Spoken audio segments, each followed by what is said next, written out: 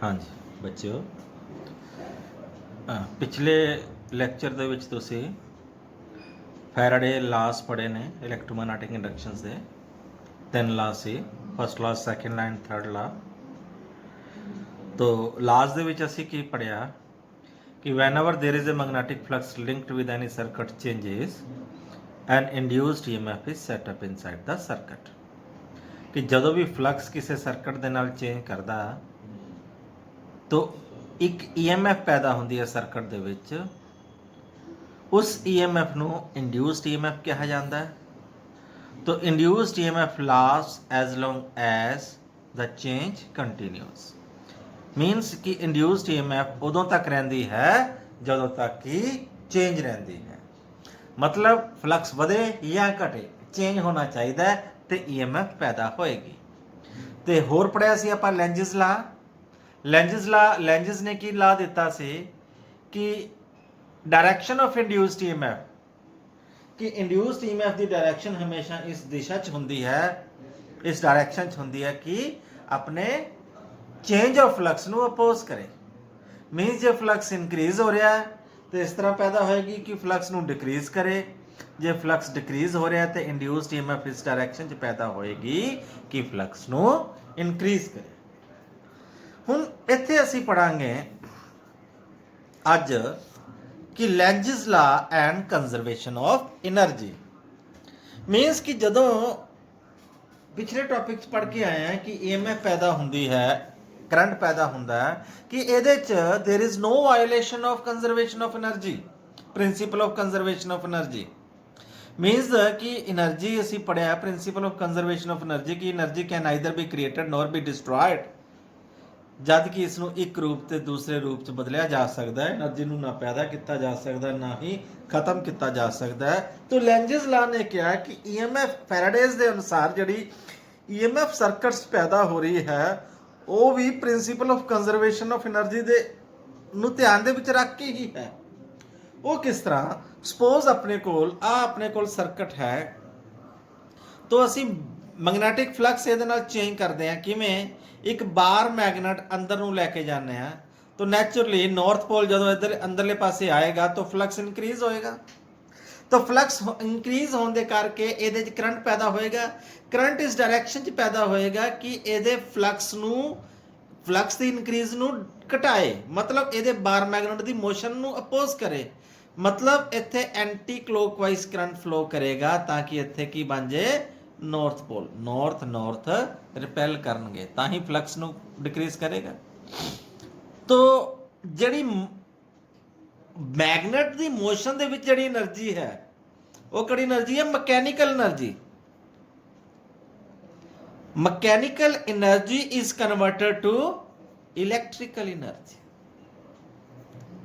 mechanical energy is converted to electrical energy तो यही principal है कि ਇਹਦੇ 'ਚ ਕੀ ਹੈ ਮਕੈਨੀਕਲ એનર્ਜੀ ਇਲੈਕਟ੍ਰੀਕਲ એનર્ਜੀ 'ਚ ਕਨਵਰਟ ਹੁੰਦੀ ਹੈ ਤਾਂ ਇਹੀ ਪ੍ਰਿੰਸੀਪਲ ਅਸੀਂ ਜਨਰੇਟਰ ਦਾ ਲੈ ਸਕਦੇ ਹਾਂ ਕਿ ਜਦੋਂ ਬਿਜਲੀ ਪੈਦਾ ਕਰਨੀ ਹੈ ਤਾਂ ਕਰਨਾ ਕੀ ਹੈ ਅਸੀਂ ਕੋਇਲ ਲੈਣੀ ਹੈ ਕਰੰਟ ਕੈਰਿੰਗ ਕੋਈ ਸਿੰਪਲ ਕੋਇਲ ਤਾਂ ਉਹਦੇ ਵਿੱਚ ਫਲਕਸ ਚੇਂਜ ਕਰਾਉਣਾ ਮੈਗਨੇਟ ਨੂੰ ਉਹਦੇ 'ਚ ਮੂਵ ਕਰਨਾ ਜਾਂ ਮੈਗਨੇਟ ਨੂੰ ਮੂਵ ਕਰੋ ਕੋਇਲ ਫਿਕਸ ਰੱਖੋ ਜਾਂ ਕੋਇਲ ਨੂੰ ਰੋਟੇਟ ਕਰੋ ਮੈਗਨੇਟ ਫਿਕਸ ਰੱਖੋ ਤੇ ਜਦੋਂ ਵੀ ਫਲਕਸ ਚੇਂਜ ਕਰੇਗਾ ਤਾਂ ਉਸ ਕੋਇਲ ਦੇ ਵਿੱਚ ਕਰੰਟ ਪੈਦਾ ਹੋਏਗਾ ਇਹੀ ਪ੍ਰਿੰਸੀਪਲ ਹੈ ਇਲੈਕਟ੍ਰਿਕ ਜਨਰੇਟਰ ਦਾ ਠੀਕ ਹੈ ਜੀ ਤਾਂ ਇਸ ਤੋਂ ਉਲਟਾ ਜੇ ਆਪਾਂ ਕਹਿ ਦਈਏ ਕਿ ਜੇ ਮੰਨ ਲਓ ਇਹੀ ਨਾਰਥ ਪੋਲ ਬਾਹਰ ਨੂੰ ਚਲਾ ਗਿਆ ਹੁਣ ਫਲਕਸ ਡਿਕਰੀਜ਼ ਕਰਨ ਲੱਗ ਗਿਆ ਹੁਣ ਇੱਥੇ ਕੀ ਹੈ ਫਲਕਸ ਨੂੰ ਇਨਕਰੀਜ਼ ਕਰਨ ਵਾਸਤੇ ਲੈਂਜਸ ਲਾ ਦੇ ਅਨੁਸਾਰ ਕਿ ਇਹ ਖਿੱਚੇਗਾ ਇਹਨੂੰ ਘਟਾਏਗਾ ਇੱਥੇ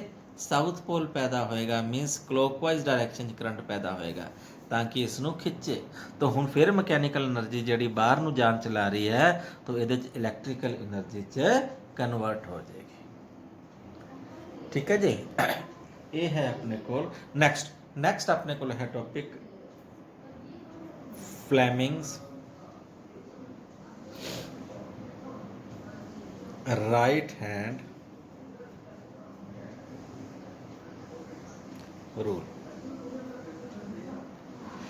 Fleming's right hand rule तो फ्लैमिंग्स राइट हैंड रूल की है, अपने सज्जे हथ दी 3 उंगलां 90 डिग्री ते लैके जानी, अंगूठा, पहली उंगल, 4 फिंगर ते सेंट्रल फिंगर। देखो जी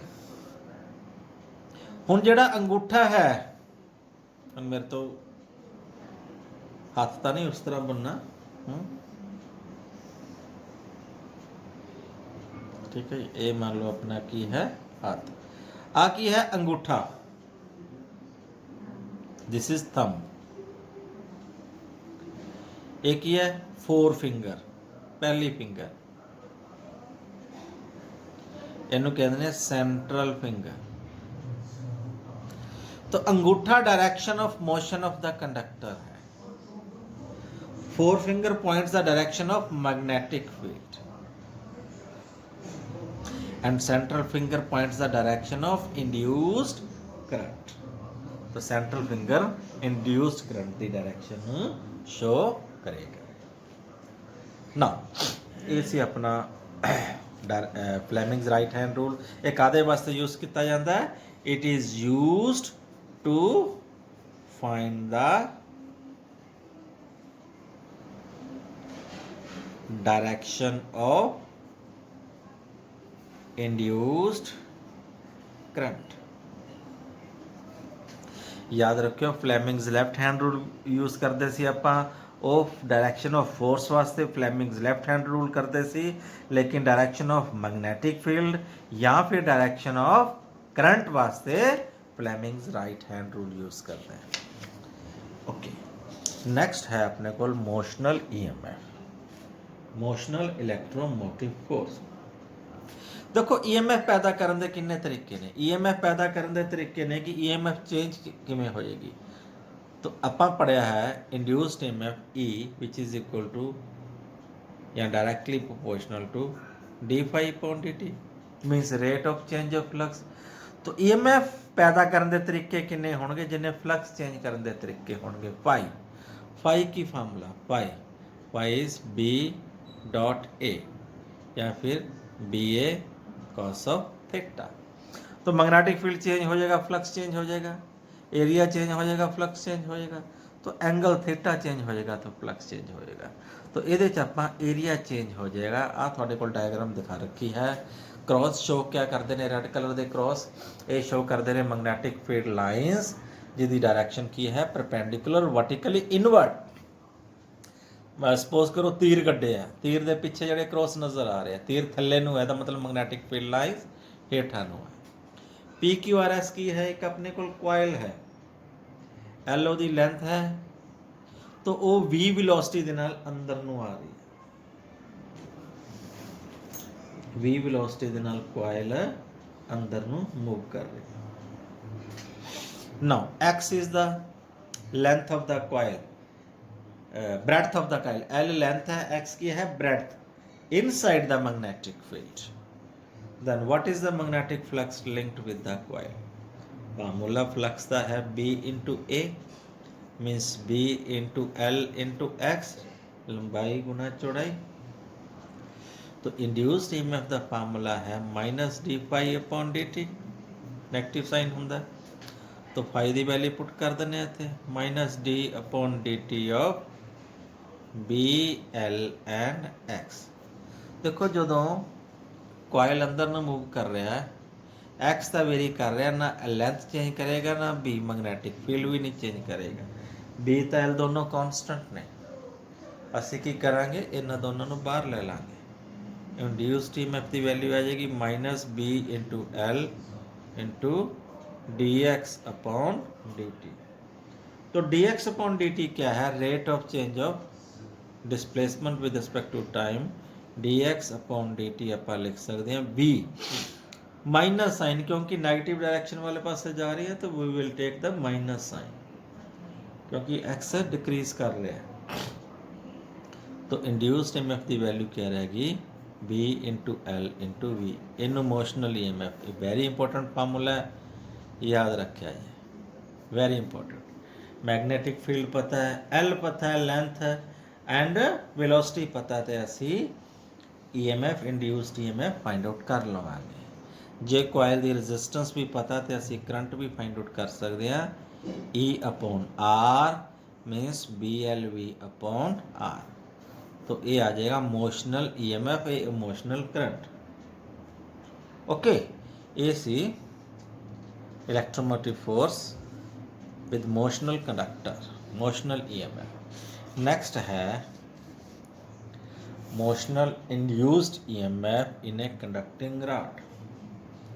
अपने को बच्चों एक कंडक्टिंग राड है, ਇਹਦੇ ਵਿੱਚ EMF ਪਤਾ ਕਰਨੀ ਹੈ। ਇਹ ਡਾਇਗਰਾਮ ਦਿਖਾ ਰੱਖੀ ਹੈ। ਫਿਰ ਤੁਹਾਨੂੰ ਕੋਲ magnetic field lines perpendicular direction ਦੇ ਵਿੱਚ ਨੇ।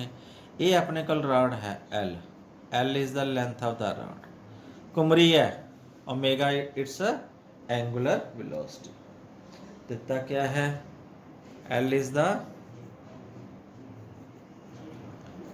Length of the rod,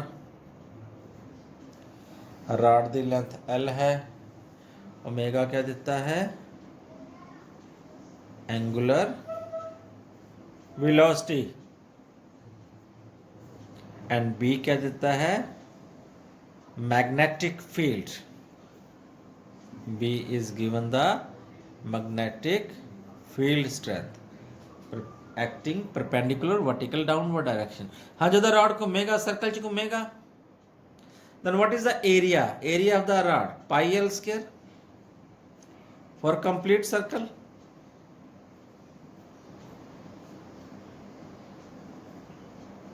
pi L square।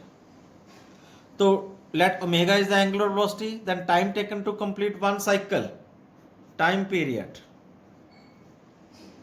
तो टाइम पीरियड की वैल्यू क्या हो जाएगी, T 2 पाई बाई ओमेगा, क्योंकि ओमेगा अपन एंगुलर वेलोसिटी दी। दैन इंड्यूस्ड ईएमएफ कैलकुलेट पता किया आप, induced EMF is equal to minus d∅ upon dt। Now change of flux d∅ लिख सकते हैं B इंटू ए, मैग्नीट्यूड ले लो। मैग्नेटिक फील्ड B कांस्टेंट है, area pi L square. And dt time वो की है, टाइम पीरियड कंप्लीट साइकिल का, जिस दी value 2 pi by omega. Value put करनी है induced EMF B into A दी वैल्यू हैगी pi L square, means B pi L square, B into pi L square upon T, उसकी value है 2 pi upon omega. पाई ना पाई कटिया गया, तो इंड्यूस्ड ईएमएफ की वैल्यू आ गई half B L square into omega. ठीक है बच्चों, ये है अपने को motional EMF of a conducting rod when it moves, when it is rotated inside the magnetic field। हाँ जी, ਹੁਣ ਆਪਾਂ ਹੋਰ ਕਰਦੇ ਆ ਅੱਗੇ। ਮੰਨ ਲਓ ਇਹਦੇ ਚ ਫੋਰਸ ਕੱਢਣ ਨੂੰ ਕਹਿ ਦਾਂ ਤੁਹਾਨੂੰ,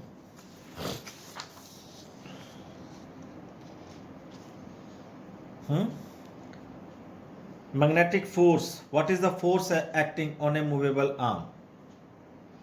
same case ਦੇ ਵਿੱਚ force acting on a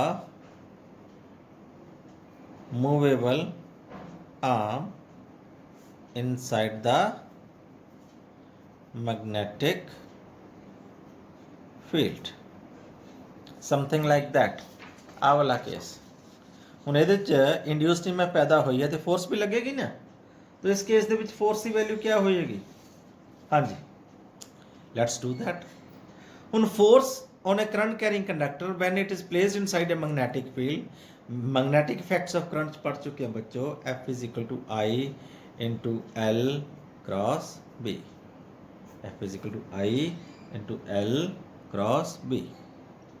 हाँ जी, इस पर्टिकुलर केस ਦੇ ਵਿੱਚ मैग्नीट्यूड लिख सकते हैं ILB into angle between IL and B is 90 degree. Check कर सकते हैं तुम कि जे करंट फ्लो करेगा इधरले पासे करंट फ्लो करेगा या इधर करेगा। IL इस डायरेक्शन च मैग्नेटिक फील्ड वर्टिकली डाउनवर्ड है, तो एंगल इन्हों 90 डिग्री हो गया, तो sin 91 होंगे। तो फोर्स की वैल्यू क्या आ गई ILB ओके, तो आई की वैल्यू आप कैलकुलेट की है, देखो आई की वैल्यू क्या की सी, BLV अपॉन आर, राइट। तो वो वैल्यू पुट कर देने इतने, तो एफ की वैल्यू क्या रह जाएगी, B into BLV upon R into क्या चीज़ रहेगी, IL रह गया, ठीक है। तो ये बन गया अपने को B² L² V upon R J पूछी जाए फोर्स, ठीक है जी। तो जे पावर पूछ ली जाए, पावर भी आ जाएगा, power power acting on A movable arm, what is the amount of power. हाँ जी बच्चों, पावर का फार्मूला बड़ा सिंपल जा फार्मूला है, +1 पढ़िया, फोर्स इंटू वेलोसिटी,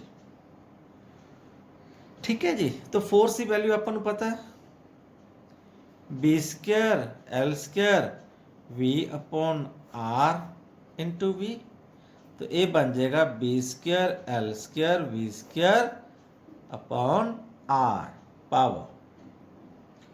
तो पावर का एक होर फार्मूला भी पढ़िया होना तुसी, I² इंटू आर, आई की वैल्यू वही जो पीछे कढ़ी सी, क्या कढ़ी सी आई की value, BLV upon R, right. Means BLV upon R the whole square into R, solve करोगे सेम आ जाएगा, B² L² V² upon are, ठीक है जी, बहुत है इन्ना, ठीक है। तो thank you, have a nice day.